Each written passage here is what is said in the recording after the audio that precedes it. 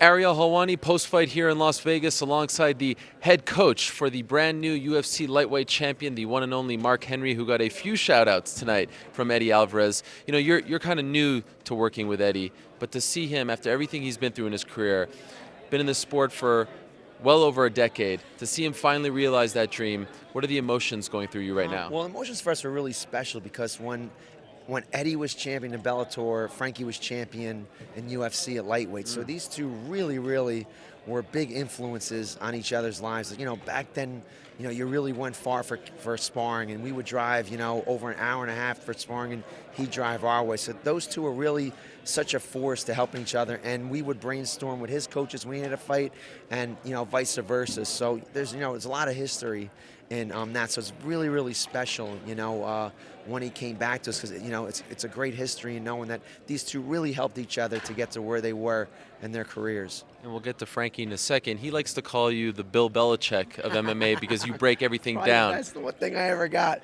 And it's a great compliment. Yeah, so it's an so amazing compliment. so when you broke down RDA, did you see those openings? Did this fight play out like you envisioned it? You know what? RDA is so special, man. I think he's, you know, I'm definitely going to be biased. There's another guy I think might have been the best lightweight ever. Sure. But RDA, man, he's so special. Like, you know, I watched so much tape. I had so many sleepless nights with him. He's just so good everywhere. His jiu-jitsu, his wrestling, his kicks could make you, like, you know, not sleep at night. And every punch he throws is just with so much force. That, man, you know, we knew we had a really tough task at hand, but we knew that only someone like Eddie could, you know, get through this thing with that Philly attitude. Is Mark Henry finally getting the respect that he deserves in MMA? You know, I really, really do not care, man, and I really do not one more guy. And, you know, just so happy for our guys, man. So happy for Eddie, man. I can't tell you, he's such a great guy. His family's so great. I'm so happy for him. I love our guys. And, you know, really don't want any more Ricardo and I. Don't want any more. I think, you know, guys like Anderson Franca that nobody knows about. And, you know, Ricardo, how amazing he is. And Marlon Moraes and Frankie, you know, and all these other guys that, you know, really should be people really need to know about, especially Anderson, man. He's such an amazing job.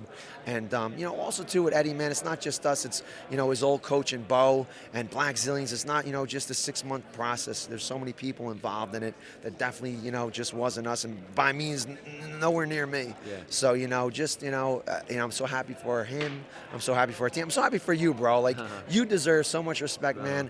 I don't post out, you know, I try not to get political in MMA. It's my only, every political post posting out on you, and I'm so happy for you and so many people. It was the most tweets I ever, likes I ever got at one time, posting you to show you how much love everybody has for you. So I'm also happy for you too, bro, and you know what you deserve and accomplished in the MMA realm.